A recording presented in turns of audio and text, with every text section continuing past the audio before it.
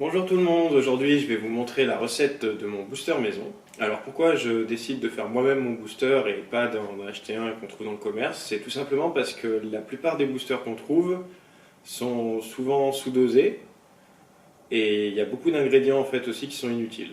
Du coup je préfère me concentrer sur les bons ingrédients, avoir les bonnes quantités, ce qu'il me faut, et donc le faire moi-même.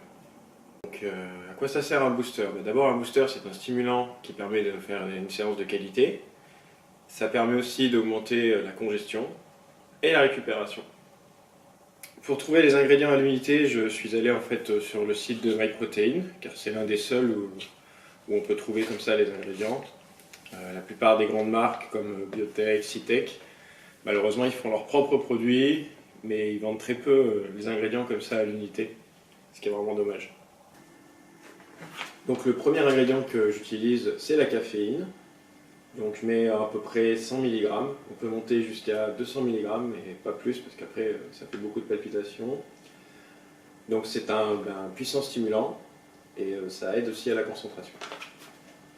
Le deuxième ingrédient que je mets dans mon booster, c'est la L-tyrosine. Donc elle fonctionne en synergie avec la caféine, car elle permet donc une bonne concentration, mais surtout elle évite le gros coup de pompe à la fin de la séance. Je mets 1 g de L-tyrosine. Le troisième ingrédient que je mets dans mon booster, c'est l'arginine. Donc l'arginine, je mets à peu près 4 grammes, donc elle favorise la congestion. Le quatrième ingrédient est la bêta-alanine. Donc la bêta-alanine, en fait, elle repousse la brûlure musculaire, donc elle permet de gagner quelques répétitions de plus. Le petit défaut qu'elle a, si on peut dire que c'est un défaut, ça déstabilise la première fois, c'est qu'en fait elle fait des petits picotements sur le visage. Mais bon, ça n'a aucun danger.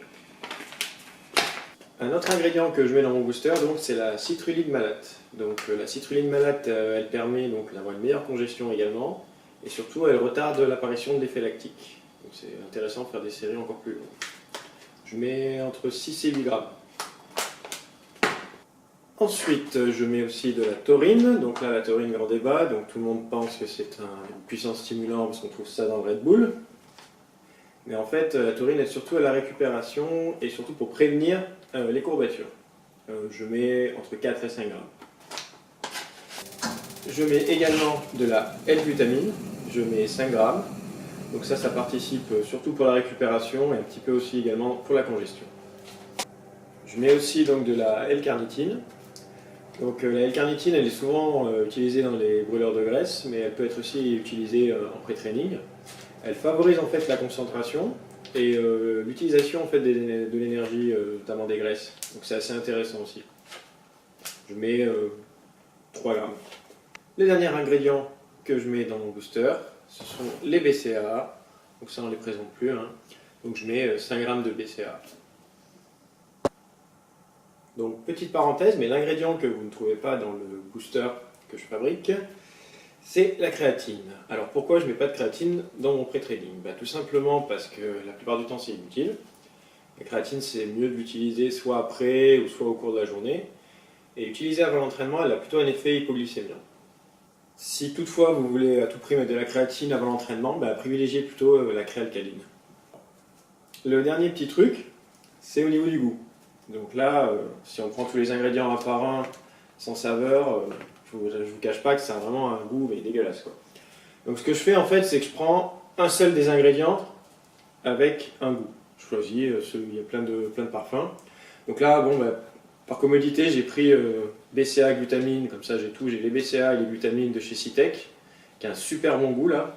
C'est Fruity Bubblegum. Du coup, j'ai vraiment un super bon goût et tous les ingrédients qui vont bien.